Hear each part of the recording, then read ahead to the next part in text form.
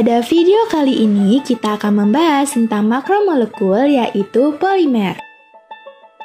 Bergabungnya molekul-molekul kecil untuk membentuk molekul besar atau makromolekul merupakan peristiwa polimerisasi. Molekul-molekul kecil disebut monomer dan molekul besar hasil gabungannya disebut dengan polimer.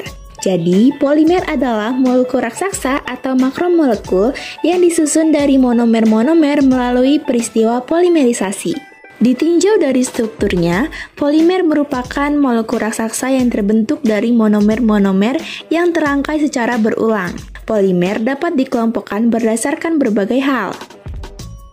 Yang pertama yaitu berdasarkan asalnya.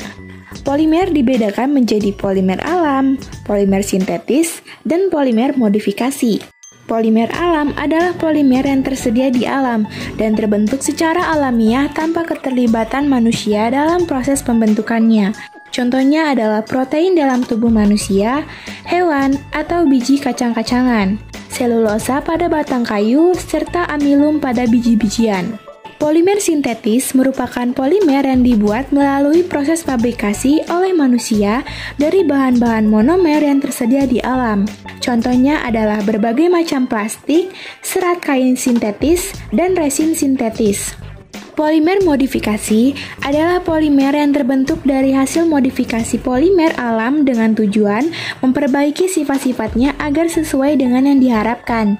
Sebagai contoh, vulkanisasi karet untuk ban kendaraan bertujuan agar karet alam menjadi lebih kuat dan kenyal, serta pembuatan selulosa asetat yang digunakan sebagai bahan untuk kertas film.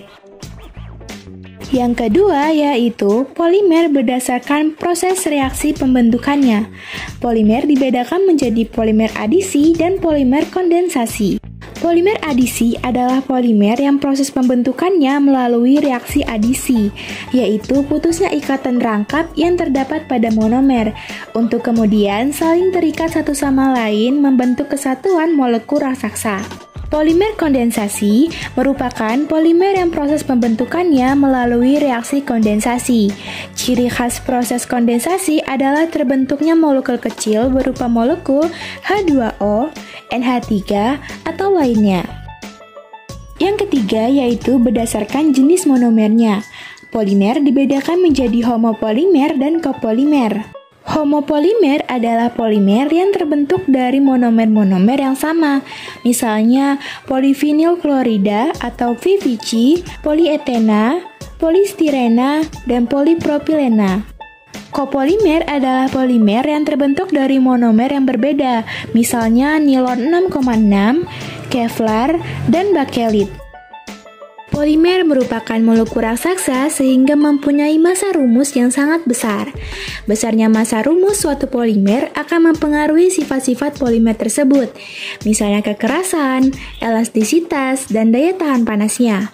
Daya tahan polimer terhadap pemanasan akan mempengaruhi pemanfaatan polimer tersebut. Berdasarkan keadaan fisik polimer pada proses pemanasan, polimer dikelompokkan menjadi berikut. Yang pertama yaitu termoplastik, polimer yang melunak pada proses pemanasan, misalnya PVC, polietilena, dan bakelit. Yang kedua yaitu termosetting, polimer yang jika dipanaskan akan mengeras, misalnya melamin, polimetanol, dan selulosa. Yang ketiga yaitu elastomer, polimer yang mempunyai sifat elastis, misalnya karet. Berikut ini adalah beberapa contoh polimer alam dan kegunaannya. Yang pertama yaitu ada selulosa, di mana monomer pembentuknya adalah beta-deglukosa yang merupakan kelompok homopolimer, termosetting, dan kondensasi. Selulosa memiliki kegunaan sebagai penyusun utama batang kayu dan daun. Yang kedua ada amilum atau pati, yang monomer pembentuknya adalah alfa-deglukosa. Amilum merupakan kelompok homopolimer, termosetting, dan kondensasi. Amilum memiliki kegunaan sebagai penyusun utama butir-butir biji-bijian. Yang ketiga ada glikogen, yang dimana glikogen terbentuk dari monomer alfa-deglukosa yang merupakan kelompok homopolimer, termosetting, dan kondensasi. Glikogen memiliki kegunaan sebagai penyusun utama serat daging pada tubuh manusia dan hewan. Yang keempat yaitu ada protein. Protein terbentuk dari monomer asam amino yang merupakan kelompok kopolimer, termosetting, kondensasi. Protein memiliki kegunaan sebagai terdapat pada biji-bijian dan tubuh makhluk hidup. Berikut ini adalah beberapa contoh polimer sintetis dan kegunaannya. Yang pertama yaitu polietena. Yang monomer pembentuknya adalah etena, merupakan kelompok homopolimer, termoplastik, dan adisi. Polietena memiliki kegunaan sebagai bahan plastik. Yang kedua yaitu polipropilena. Yang monomer pembentuknya adalah propena, merupakan kelompok homopolimer, termoplastik, dan adisi. Memiliki kegunaan sebagai produk mebel dan saniter. Yang ketiga yaitu teflon. Yang monomer pembentuknya adalah tetrafluoroetena, merupakan kelompok homopolimer, termosetting, dan adisi. Teflon memiliki kegunaan sebagai produk alat rumah tangga anti lengket. Yang keempat yaitu polivinyl klorida atau PVC.